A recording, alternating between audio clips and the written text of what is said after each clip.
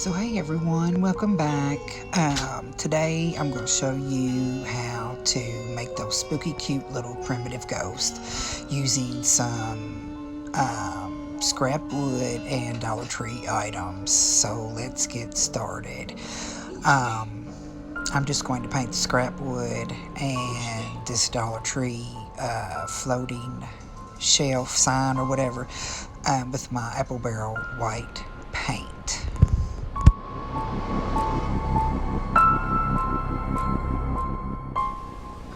And while those dry, I'm going to take these little pumpkins I had and I'm going to paint them orange and let them dry. I'll probably give them a couple coats. And I'm going to take this gray pewter paint and I'm going to soften up uh, that glare from that shiny galvanized look. I want to make it dull. And I'm taking this crimson red and I'm going to paint these little foam stars that I had in my stash, and they came from the party section at Dollar Tree, and they're those silver and black sparkly stars. And I just gave them a coat of that crimson red, and when they dry I'm going to just distress them with some burnt umber. And I'm just taking some green Spanish moss paint, chalk paint, and just painting the lines on the pumpkin with it. And I'm going to distress them as well with my burnt umber. Oh, before I distress my wood, I do take my black marker and my Sharpie paint pen and draw some spooky ghost eyes and mouth on my wood, and they dry pretty fast. Excuse me, I'm drinking coffee right now. um, yeah, I did it. I started out with the marker because the Sharpie paint pen is so fat, it's hard to do detailing with it.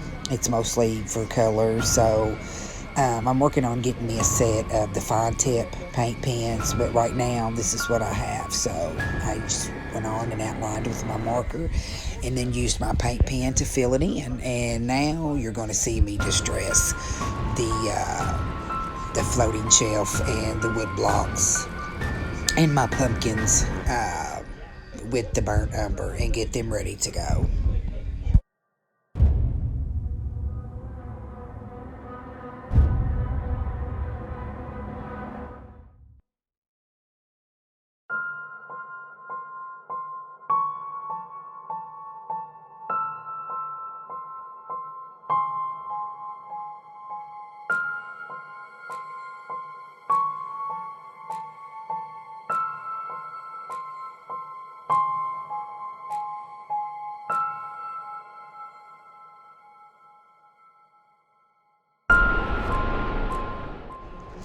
Okay, now that that's done and they're good and dry, we're going to take our Gorilla Hot Glue and just simply glue our ghost to our base.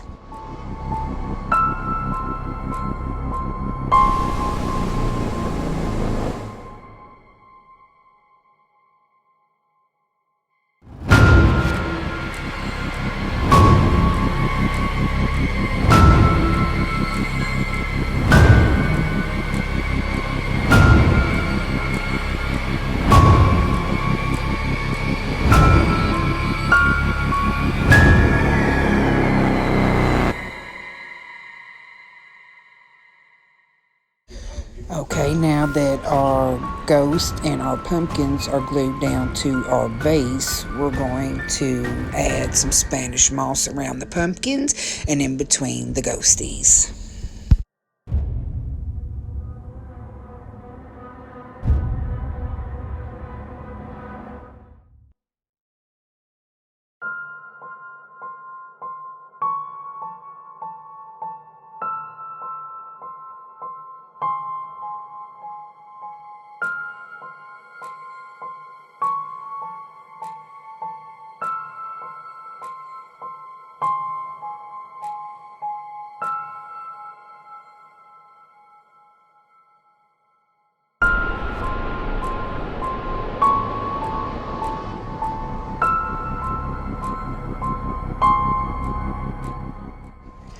Okay, now it is time to glue our spooky side to the front of our ghosties, and then we will add our crimson stars and we will be done.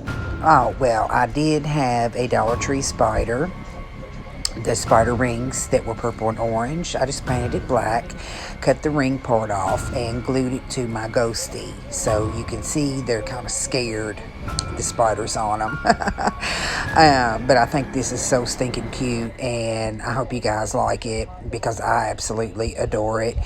And I had so much fun making it. And if you're not already subscribed, please do so. And if you like what you see, please give me a thumbs up and hit the bell so you can be notified when I upload my next video. And I appreciate you guys so much. And let's move on to DIY number 2, which is our primitive cat crow, scarecrow, if that's what you want to call it. I had this cat pick crow in my stash for a very, very long time, and I really didn't know what I was going to do with it, but I gathered up some materials, as you can see, and decided I was going to make me a cute little scarecrow on a base. So that little cupcake I also had for a very long time in my stash. It used to have a black spider or purple spider on it, and it used to have an egg on it, and I had to take that off, and I just painted it all black with my folk art black chalk paint, and I absolutely love that chalk paint.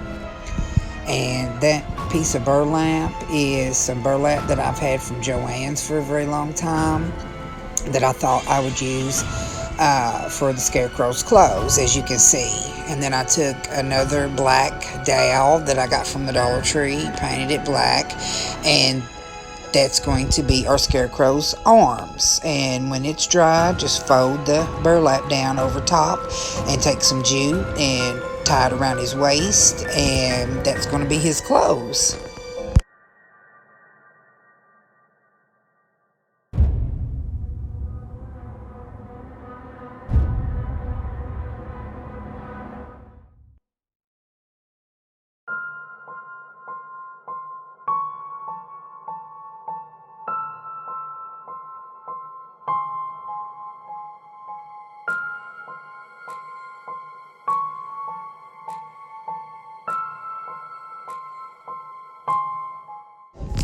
Yeah, right here his hat was coming loose, so I just took some hot glue and secured it to his head a little better. Like I said, this pick is old and he's been in my stash for quite some time, and it's time for him to come out and show his little self. So let's get him dressed and get him ready.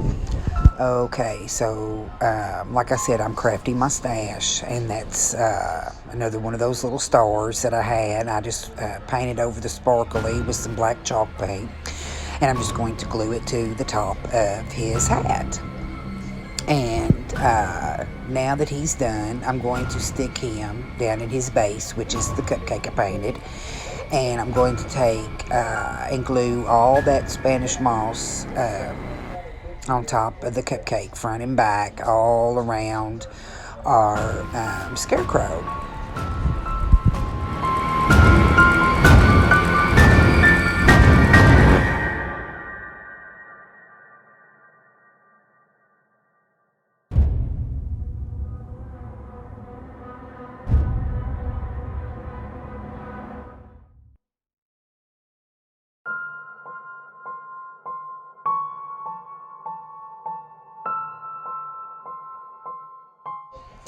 I also take some of the Spanish moss and glue some around his arms to make it look like he's got straw coming out around his arms, of course. And I had some more of those little pumpkins, and I just painted them orange and let them dry. Now that is a plant succulent coaster. I had a bunch of them, and I used it for his base because he kept tipping over and he needed something to secure him, and that did it. And Those little yellow flowers that we made into sunflowers are from a hummingbird feeder. I took this hummingbird feeder apart and I actually used every bit of it in projects, and that was the last of it. So I figured I'd go on and use it and put some sunflowers around our scarecrow with our pumpkins. And I just took some burnt umber and painted the middle and kind of distressed them a little bit to tone down that yellow, and distressed our pumpkins as well. And I'm just gluing them around the base of our scarecrow, as you can see. I just love the primitive look of the scarecrow, of the cat face. It just reminds me so much of the primitive look. And I see a lot of pumpkins and sunflowers in the old primitive style. So that's another reason the sunflowers made it onto the scarecrow. Actually, I was looking for something and I saw them and I thought, wow, I can put these on the scarecrow. Won't that look so cute? And they ended up doing so. And so I ended up taking another star, putting it on the bottom of the cupcake, as you can see. And I didn't like that it was black because you really couldn't see it. So I took that crimson red and painted over it as well. And when it dried, it was a nice, dark looking red, as you can see. And our scarecrow is complete. Cat crow, whatever you want to call him. And I think he is adorable. He's nostalgic to me. He reminds me of old Halloween. I think he's so cute. I hope you guys like him. And on to the next.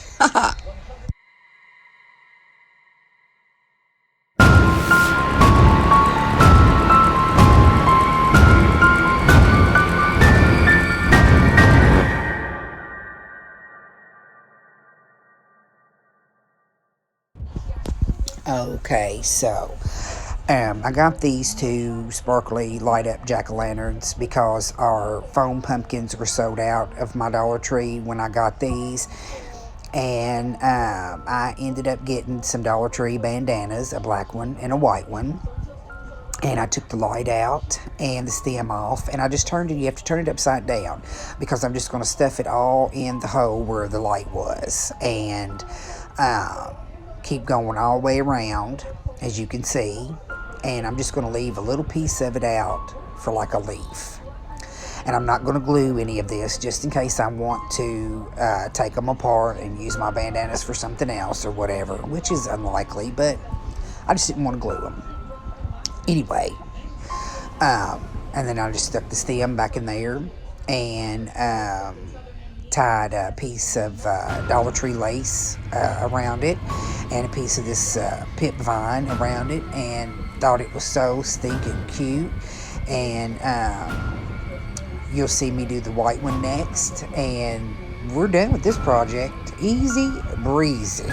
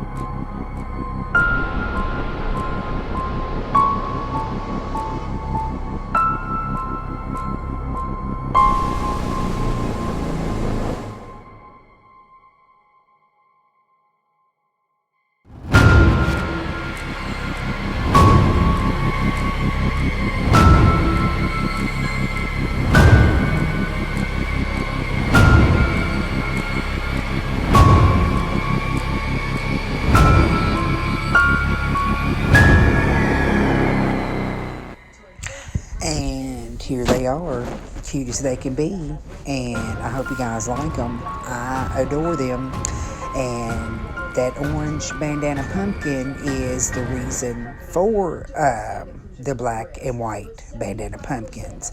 I was inspired to do 2 more. I thought that one was just too lonely and needed some companions. So I decided to make a black one and a white one to go with. And I've had that bandana pumpkin, that orange one, for a while. And I hope you guys like this, and if you're not already subscribed, please do so. And if you like what you see, please give me a thumbs up and hit the bell. It helps YouTube to notice me just a little bit more. And I hope you guys enjoy, and thanks for watching.